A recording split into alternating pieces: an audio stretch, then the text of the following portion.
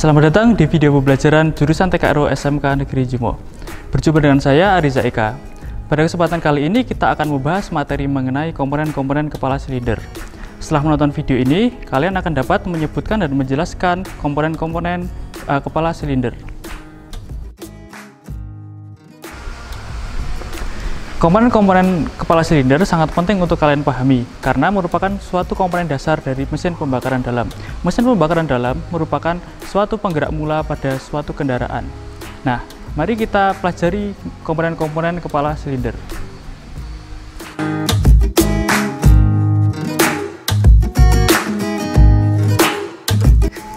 Baik, di sini kita sudah memiliki satu dead engine atau engine mati dari mesin dengan konfigurasi OHV atau overhead valve.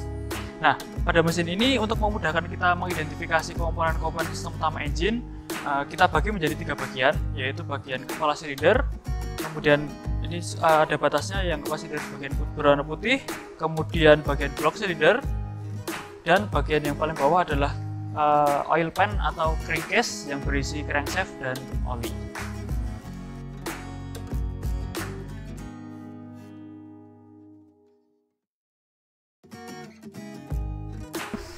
Kemudian perbedaan yang lain yaitu terletak pada adanya komponen pushrod, yaitu untuk meneruskan gerakan dari camshaft pada rocker arm di sebelah sini. Jadi memerlukan pushrod.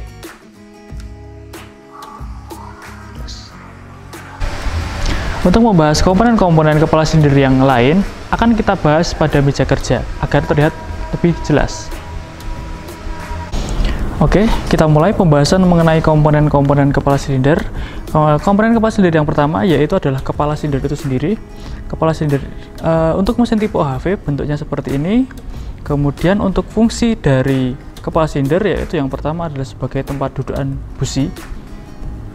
Kemudian di baliknya ini sebagai tempat ada lubang-lubang, ada lubang berbentuk persegi dan ada lubang berbentuk lingkaran. Nah, di sini yang berbentuk lingkaran adalah sebagai saluran hisap atau saluran intake. Kemudian yang berbentuk persegi untuk sebagai saluran exhaust atau saluran buang. Nah, kemudian fungsi selanjutnya yaitu adalah sebagai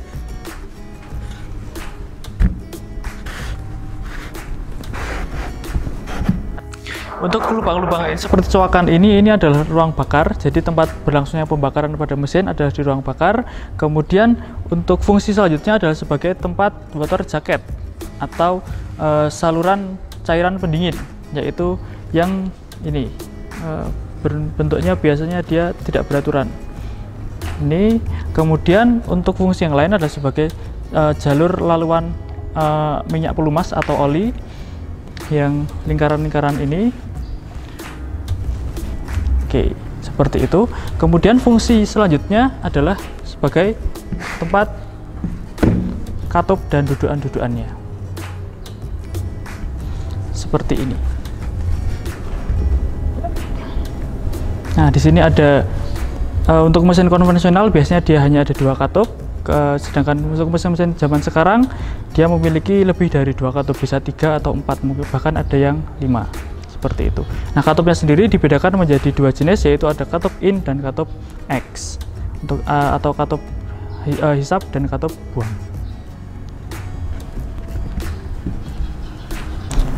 Baik, untuk komponen kepala silinder berikutnya yaitu adalah katup beserta sistem penggerak katupnya. Nah, di sini kita sudah memiliki mesin dengan tipe OHV. Kemudian untuk komponennya yaitu yang pertama di sini ada rocker arm dan rocker arm shaft. Ya, kita ambil dulu, kita letakkan. Nah, kemudian di sini ada katup.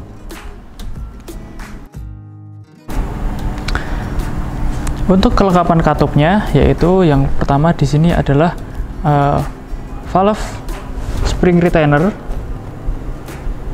Kemudian di sini di tengahnya ada valve cotter. Nah, kita letakkan dulu di sini. Kemudian ini adalah pegas katup atau valve spring. Kemudian di sini ada katupnya sendiri. Kita lepas. Ya, katupnya seperti ini. Nah, terdapat 2 jenis katup di sini. yaitu yang pertama ada katup hisap dan katup buang. Ya. Nah, ini perbedaannya. Di sini kita terdapat dua katup, yaitu yang pertama ada katup yang lebih kecil dan katup yang kedua katupnya lebih besar. Nah, di sini untuk membedakannya pasti yang lebih besar adalah katup in atau katup hisap, kemudian yang lebih kecil ini adalah katup X atau katup buang. Nah, untuk mesin-mesin dengan konfigurasi katup lebih dari 2, otomatis nanti yang jumlahnya lebih banyak adalah katup hisap. Kemudian untuk yang jumlahnya hanya 1 atau lebih sedikit itu adalah katup buang. Nah, untuk katup-katup dengan jumlah 4, nah, nanti sama prinsipnya, yaitu katup X atau katup buangnya dia lebih kecil daripada katup hisap, seperti itu.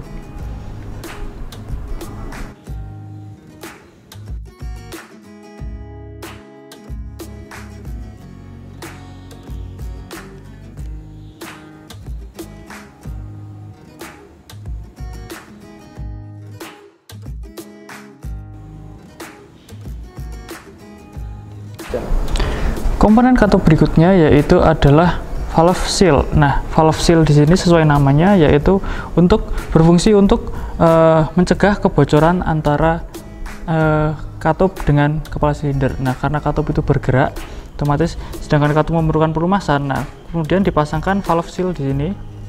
Nah, untuk mencegah kebocoran oli untuk masuk ke dalam ruang bakar melalui pegas atau melalui batang katup.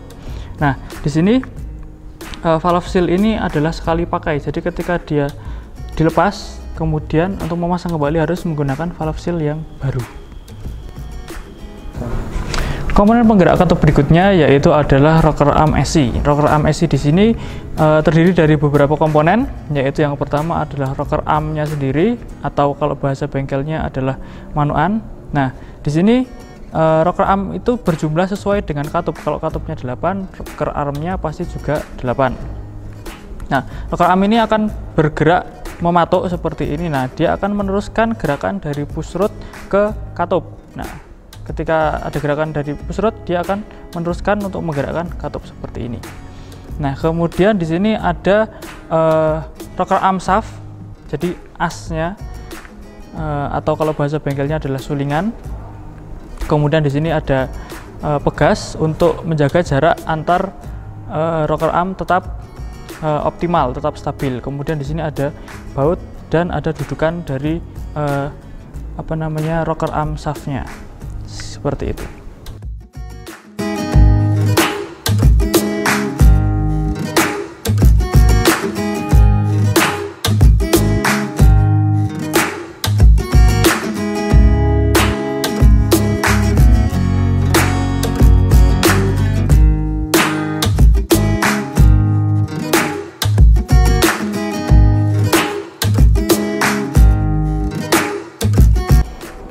Demikian identifikasi mengenai komponen-komponen kepala silinder tipe OHV beserta fungsinya.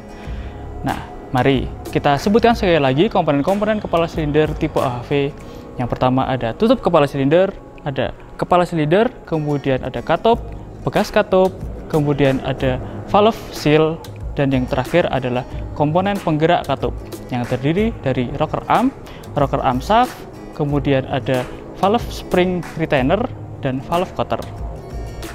Sekian pembahasan kita mengenai komponen-komponen kepala silinder. Semoga kalian mengerti. Sampai berjumpa di video selanjutnya.